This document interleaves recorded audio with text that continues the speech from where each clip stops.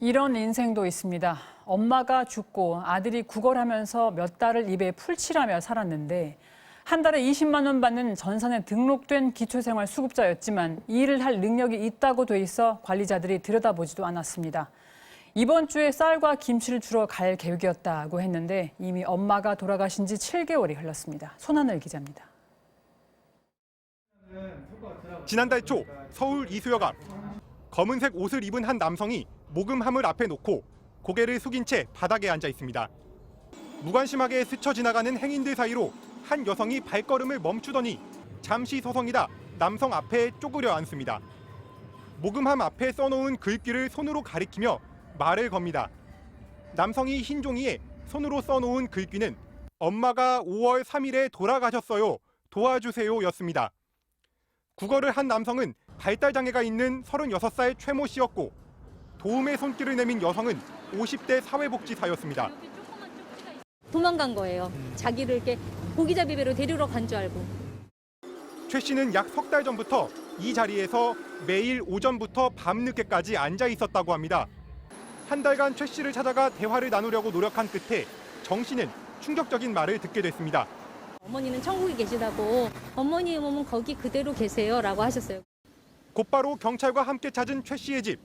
다세대 주택 3층에는 60살 엄마 김모 씨의 시신이 있었습니다. 부검 결과 지병인 뇌출혈 등이 악화돼 수개월 전 숨진 걸로 조사됐습니다. 발달장애가 있는 아들이 엄마의 시신이 훼손될까 봐 이불로 워낙 꼼꼼히 밀봉한 탓에 발견 당시 냄새조차 나지 않았다고 합니다. 엄마가 27년 전 이혼하면서 이들 모자는 전북에서 서울로 올라왔습니다. 이후 엄마가 일용직을 하며 생계를 이어왔습니다. 집 앞엔 전해지지 못한 우편물과 밀린 가스와 전기, 휴대전화 요금에 독촉장이 가득 쌓여 있었습니다. 건강보험료 통지서에는 12년 전부터 500만 원이 넘게 연체된 걸로 적혀 있습니다. 모자는 기초생활수급자로 선정돼 재작년부터 20여만 원씩 주거비를 받아왔습니다. 하지만 근로능력이 있는 일반 가구로 분류돼 지자체의 점검은 1년에 한 번뿐이었습니다. 지난 3월 주민센터에서 코로나19 방역용품을 받고 상담을 한 게 엄마 김 씨의 마지막 모습이었습니다.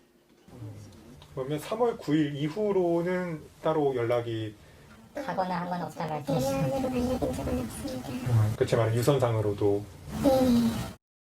코로나19 때문에 문 앞에 두고 간 마스크 한 상자만 덩그러니 놓여있는 이들 모자의 집 앞. 주민센터는 이번 주 쌀과 김치를 전달하기 위해 찾아갈 계획이었다고 밝혔지만 김 씨가 세상을 떠난 지 7달이 지난 뒤였습니다. 장애인 등록조차 돼 있지 않았던 아들 최 씨는 현재 구청 직원의 집에 머물고 있으며 관계기관들은 보호 대책을 마련하겠다고 밝혔습니다. MBC 뉴스 손하늘입니다.